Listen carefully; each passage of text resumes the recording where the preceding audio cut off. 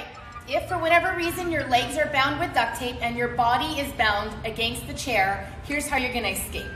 What I want you to try and think of is, if you can, get really nice and big when you're being duct taped so that later you can slouch to allow a little bit of slack. Secondly, I'm gonna try and really punch forward to see if there's any give in the duct tape. I'm gonna try. Oh, and there was.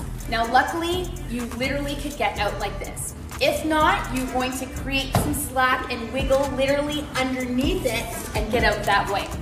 Once you've broken through, you're then going to open your legs as wide as you can, creating enough force, and you're gonna squat down and rip it open that way. That's how you get out of duct tape from a chair.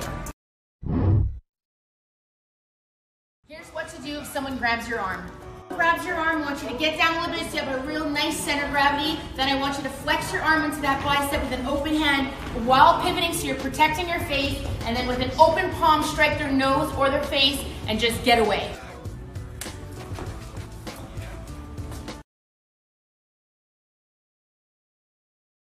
Here's how anyone can get out of duct tape.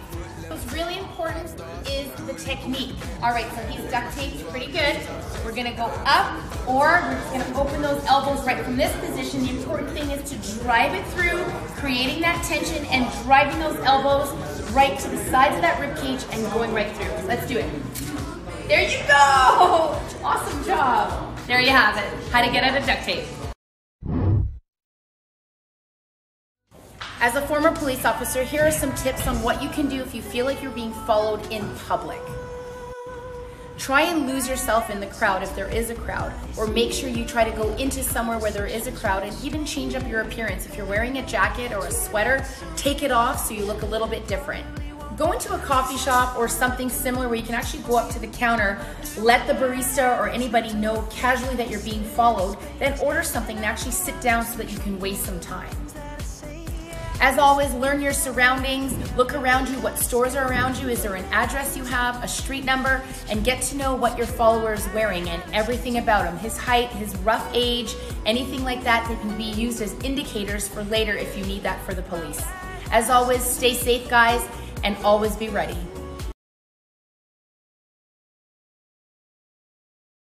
As a former police officer, here are some tips on what you can do if you feel like you're being followed.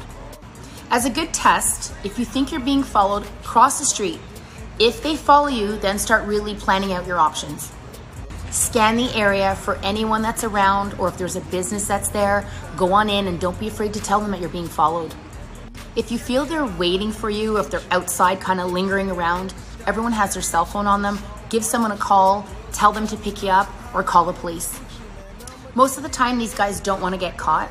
They don't like the element of surprise. So what I would do personally is turn around and go, why are you following me? But if you don't want to do that, find someone, anybody, just go up to them and just say, hey, can we be friends? Like, just pretend with me.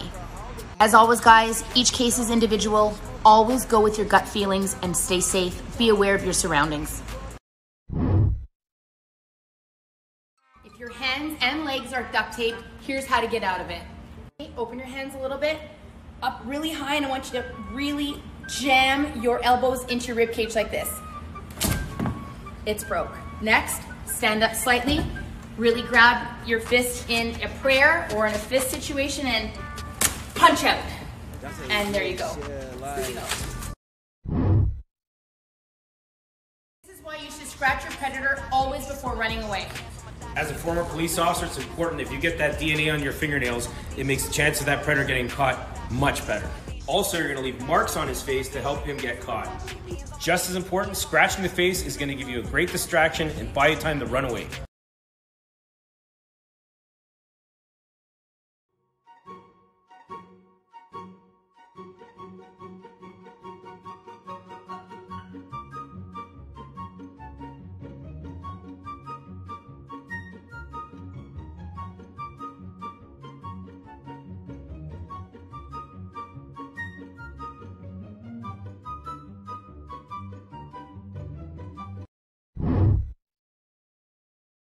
Two things to remember if you ever get choked.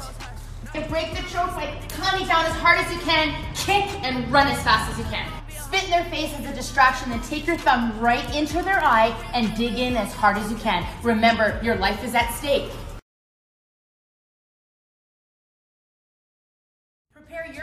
These tips in case they're ever being kidnapped.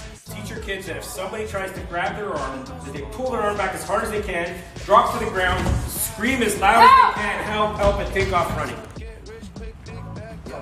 Hey, you're not my dad!